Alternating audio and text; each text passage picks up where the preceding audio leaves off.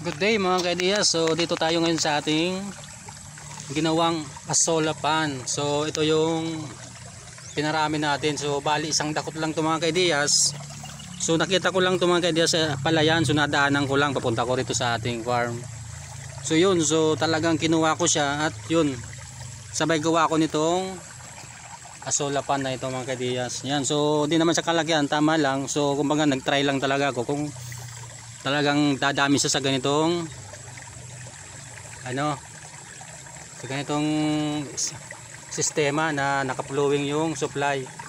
Kung makikita nyo yung supply niya mga ka-ideas, yan.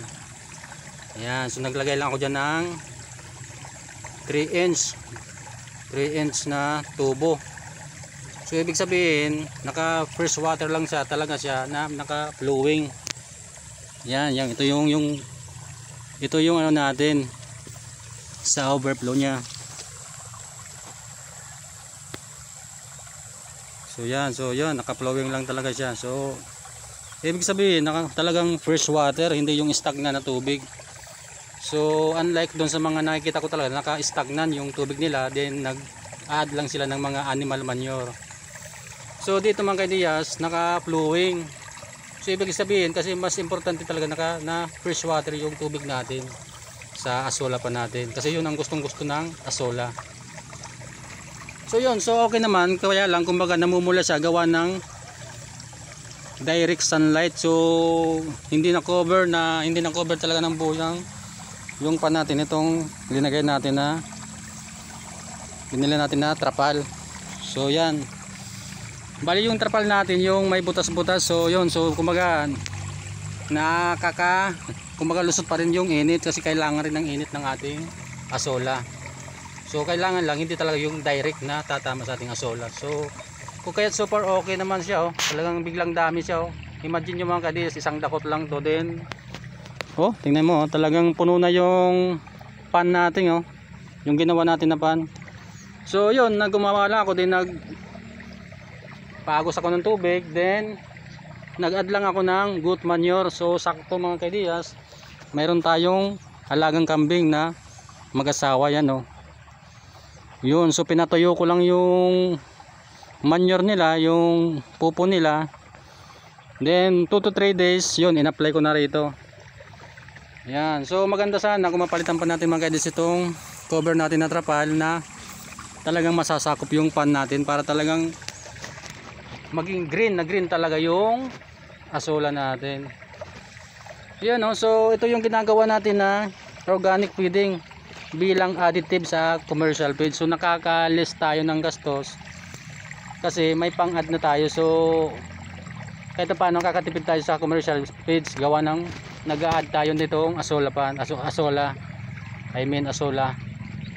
So yun, yun, napakagandang idea pala ng ganito mga ka-idea. So sana masubukan nyo rin na pang-add dito sa ating mga tilapia, kasi masyadong mahal na yung commercial feed. So malaking bagay, malaki yung matitipid natin mga ka-ideyas. So sa ngayon, pagbandang hapon, dinadamihan ko talaga yung asola doon sa tilapia natin. Yan, kung minsan kinakamay ko lang ito mga ka-ideyas, kasi abot kamay lang din naman siya. So yun, nakakita ko ng styro cup. So yun, so napakagandang sakto, may butas-butas rin siya, nasasala. Yan, so yan, sobrang dami. So papakita ko nyo sa inyo mga kadiyas once na nagpakain na tayo nito sa ating tilapia. So yun, samahan nyo ako mga kadiyas.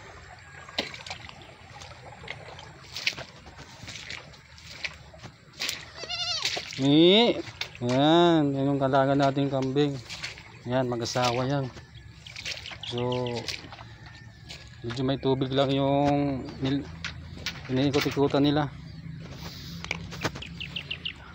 Yan yung mga almost 7 weeks na tong tilapia natin mga kadiyas. So yun, so medyo sinasanay natin sa asola. Yan.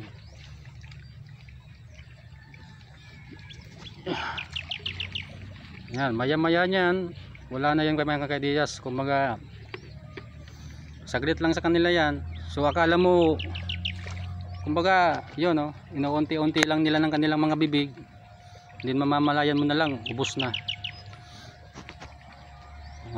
So mahigit 3,000 itong naihulog natin ditong tilapia mga kaidiyas. Yan no, pinapapakpapak lang nila mga kaidiyas, then mamamalayan mo na lang na wala na, ubos na yung asola. So yun lang, so na-share ko lang to mga kaidiyas. So sana makuhanan nyo rin ng idea, at yun, sana keep on supporting na rin sa ating YouTube channel. Yun, thank you for watching.